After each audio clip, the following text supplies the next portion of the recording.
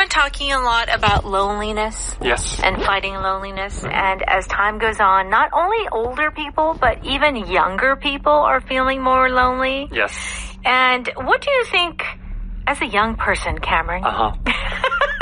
I'm 35. I'm not that young. Okay. As a semi-young, semi-old person, how about your generation? Do you feel like there's a lot of loneliness, or you're kind of in the middle? I do think that already, I would say, at least from like an American standpoint, 40 and younger, we have so much social media that you really just spend a lot of time at home alone. It's true. Right? We're constantly on our devices. Yeah. There's a big loneliness problem, I would say. I think just based on what I see from my son and his peers, he's like 19 now, it's really bad. Yeah. Yeah. It's really, if you do not have a family, for example, if you live alone, you have so much internet capabilities like entertainment and work even. It can be isolation. Right. You really have little contact with people in person. It's so true. So we're going to talk about loneliness today, and the title is Social Media May Contribute to Loneliness. I think even without us hearing this or reading this title, we can kind of figure out, social media is having some negative impact on people. Okay, so we've got an article for you today. The expressions that we're going to cover are as follows. The first one is, if you suffer from something, what does this mean? You are experiencing something bad. In this case, it'll be loneliness, but you can also suffer from a disease or sickness. Okay. Something bad is happening to you. All right. Give rise to something. This causes something. It didn't exist. It didn't happen before, but now it does. Okay. And finally, face to face. Here we're talking about meeting in person. You are looking them in their eye, not through a camera, but in real life. Like us. Yes, right now in the studio. We are face to face. Yes, we are. Okay. All right, let's go ahead and listen to our article.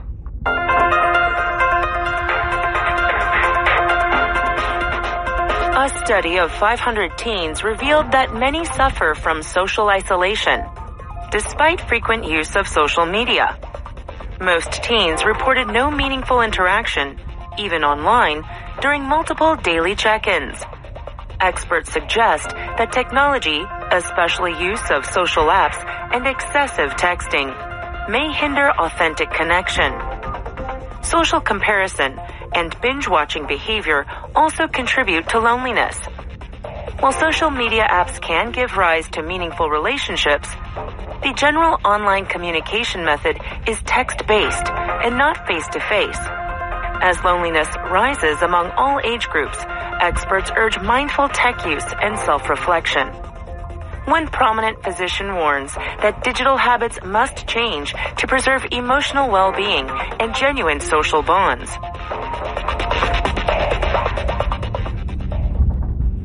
Okay, let's take a look at the article. It's on page 50. Here we go. A study of 500 teens revealed that many suffer from social isolation despite frequent use of social media.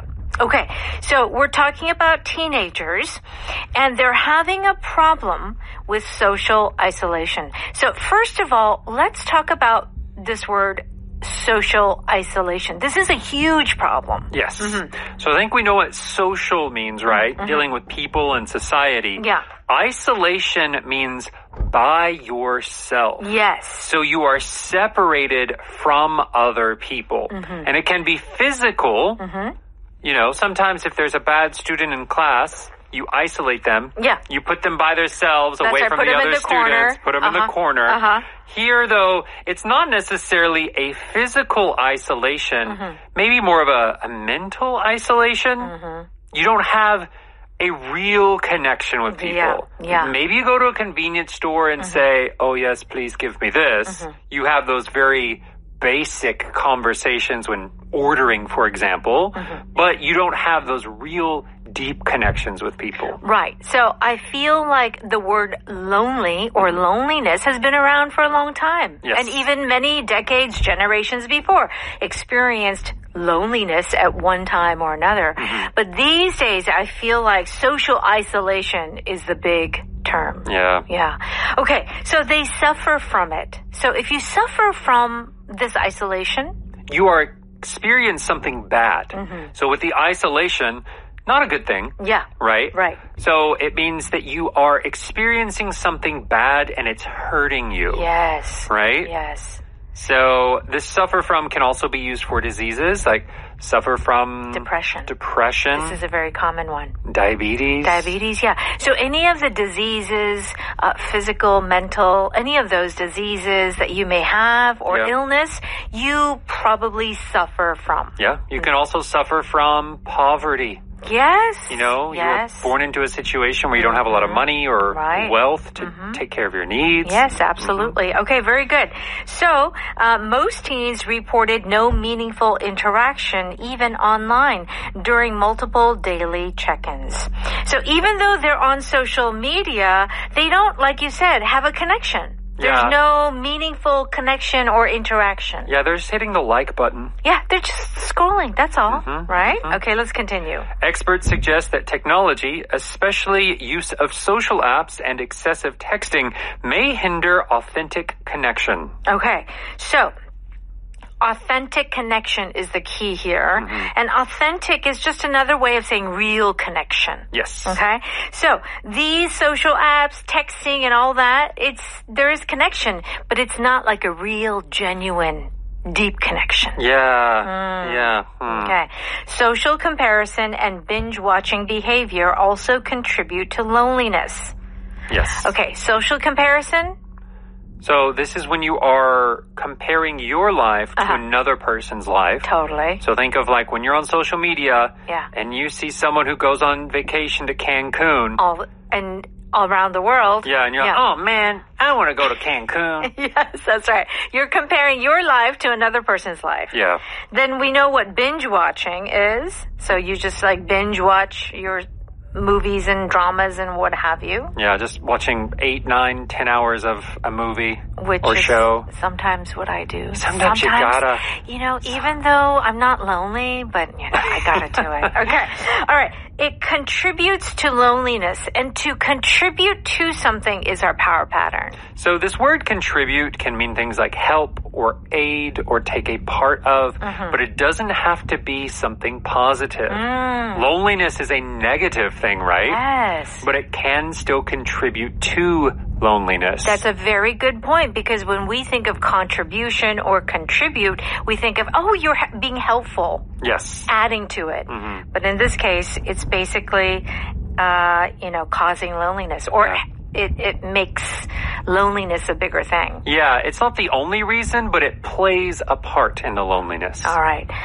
While social media apps can give rise to meaningful relationships, the general online communication method is text-based and not face-to-face. Okay, so social media apps, sometimes you can find your future husband or your wife or have a friend. They can give rise to meaningful relationships.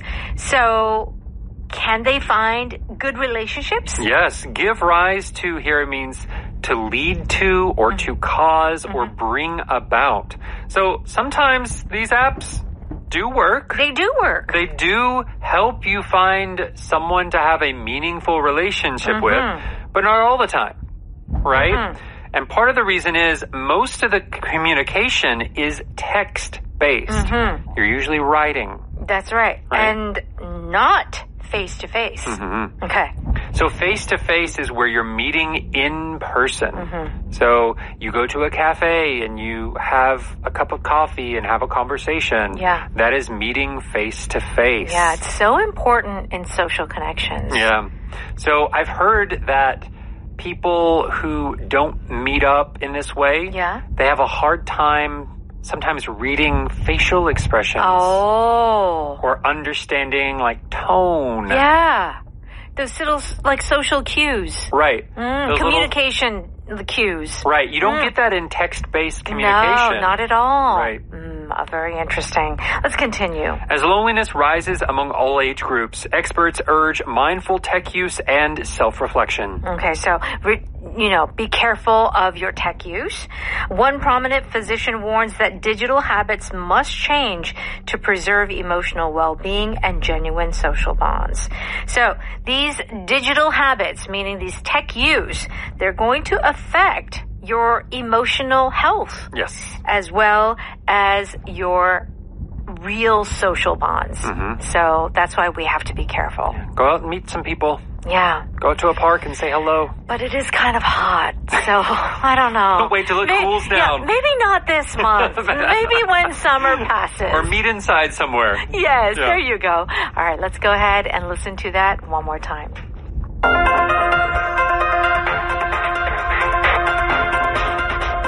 A study of 500 teens revealed that many suffer from social isolation, despite frequent use of social media. Most teens reported no meaningful interaction, even online, during multiple daily check-ins. Experts suggest that technology, especially use of social apps and excessive texting, may hinder authentic connection. Social comparison and binge-watching behavior also contribute to loneliness. While social media apps can give rise to meaningful relationships, the general online communication method is text-based and not face-to-face. As loneliness rises among all age groups, experts urge mindful tech use and self-reflection. One prominent physician warns that digital habits must change to preserve emotional well-being and genuine social bonds.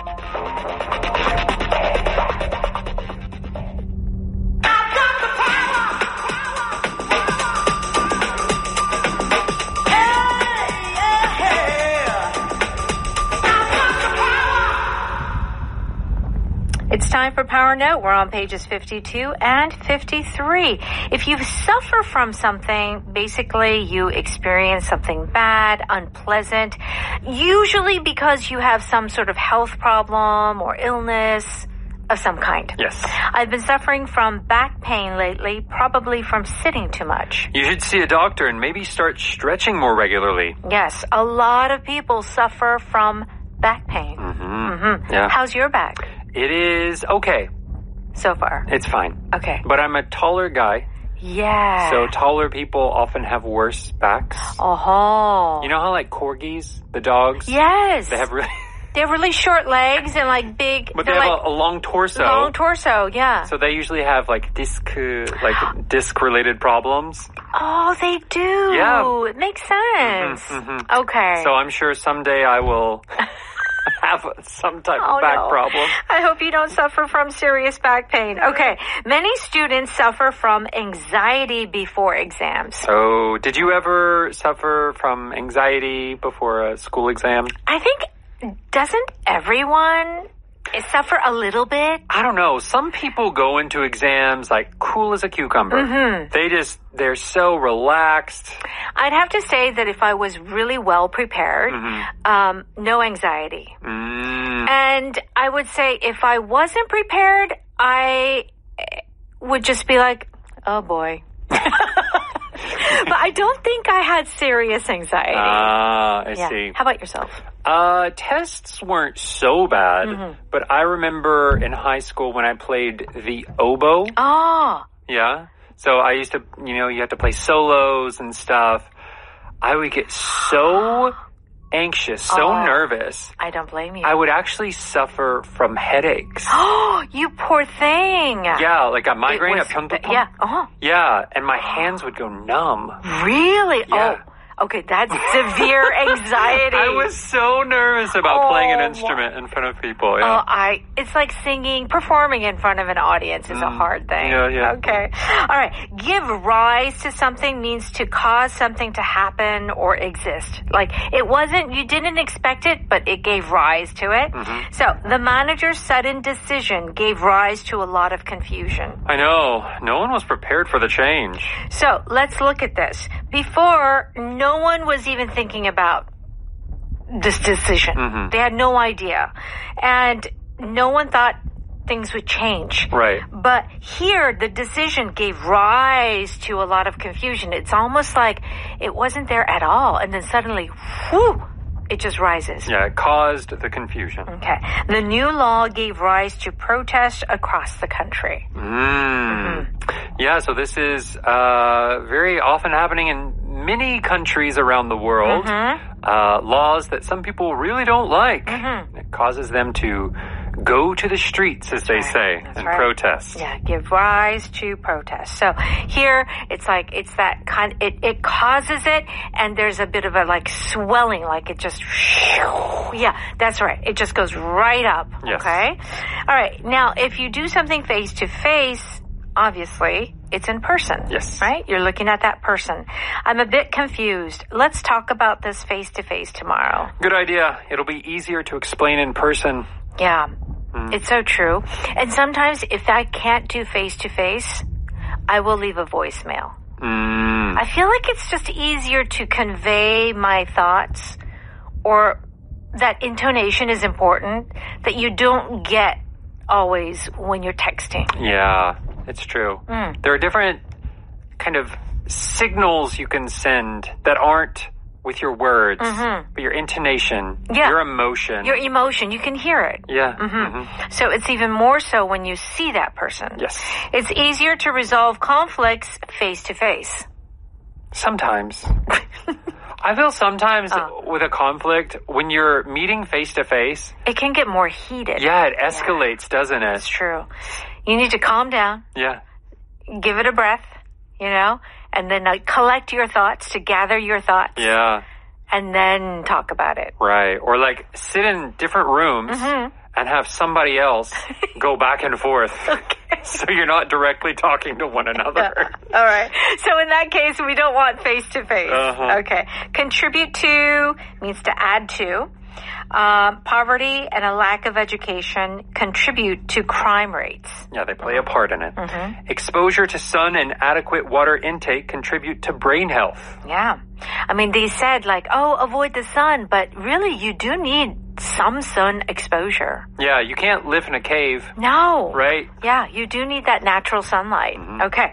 Power vocab, very important expression, social isolation. This is something that a lot of doctors are talking about. So do check out the definition on page 54. And what else should our listeners do? Please go to Audio 어학당. For a small monthly fee, you get access to so many great EBS English language content. Okay, so for those of you who are not working today, you have the whole weekend off.